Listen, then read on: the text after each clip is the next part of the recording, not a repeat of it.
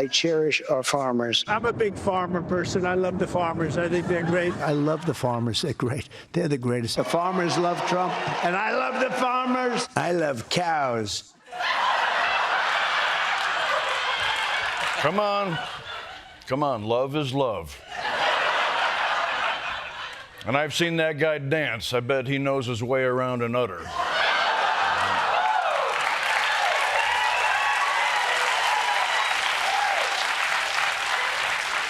And look, I happen to share the non-sexual part of his affection for our farmers. I've been lucky enough to work on the small farms of people like English farmer James Rebanks and Kentucky's Mary and Wendell Berry. They let a Hollywood muckety-muck like me help with herding the cattle, scrubbing the animals, and of course, testing the semen. No. They assured me that's the most coveted job on the farm. So please consider my hands sticky with experience.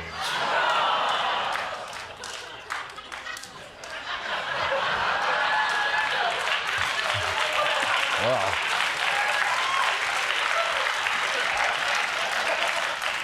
Unfortunately, small farms like those have been tragically disappearing for decades. According to census data, there are already 10% fewer farms than there were just 5 years ago. We've lost half the cattle ranchers in the United States since 1980, about 90% of the hog farmers. In the last 2 decades, more than 100,000 small farms have disappeared across America's landscape.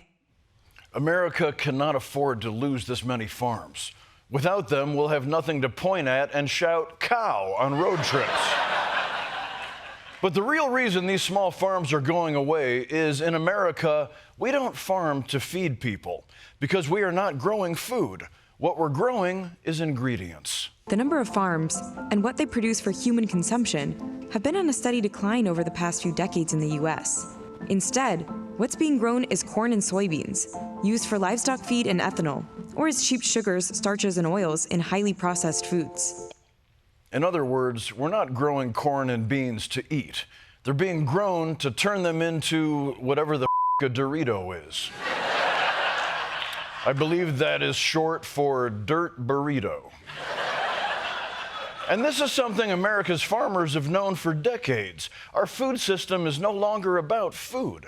It's now about corporate interests, and everything is engineered to make more profit than nutrition. Now, don't get me wrong. I enjoy junk food. I'll eat a Twinkie. I mean, they're like butt plugs, fun in moderation, and you can stick them up your butt.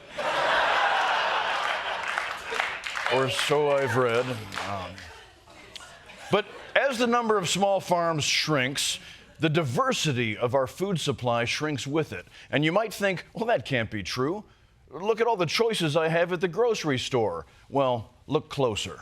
Tyson, Cargill, JBS, and National Beef together control roughly 85% of all beef production in America. This bacon is a good example. You know, these look like 3 different choices of bacon. They're all actually the same company. You capitalist pigs have ruined our normal pigs.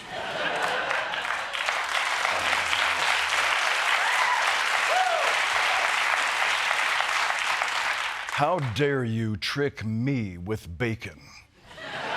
Like I'm some dog you're training to sit. Now, in fairness, I will present my paw for meat snacks.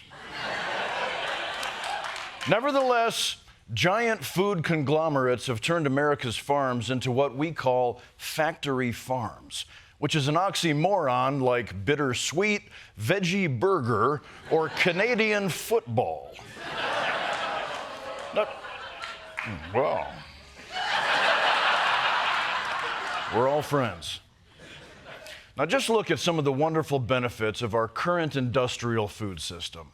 Ultra-processed foods make up 73% of the U.S. food supply. This actually has very real health impacts: high blood pressure, cardiovascular disease. Ultra-processed foods may be linked to anxiety and depression and sleep problems. In 2015, the WHO classified ultra-processed meat as carcinogenic. Now, you don't need me to tell you that our food system is a nightmare. We all understand in our guts that the quality of food is better in other countries. It's the one time even Fox News will praise Europe. When you go to Europe, the food is delicious. It's so fresh, and you don't gain weight if you eat a big bowl of pasta. We can eat pizza. We don't gain any weight. You feel fresh. You feel clean. You come back here, you start eating pasta, and you gain weight immediately again. So there's something wrong with our foods. Yes, why is it that the food tastes better in Europe? It's not just because you're starving after waiting in line for 12 hours to see a painting of a modestly breasted woman not smiling.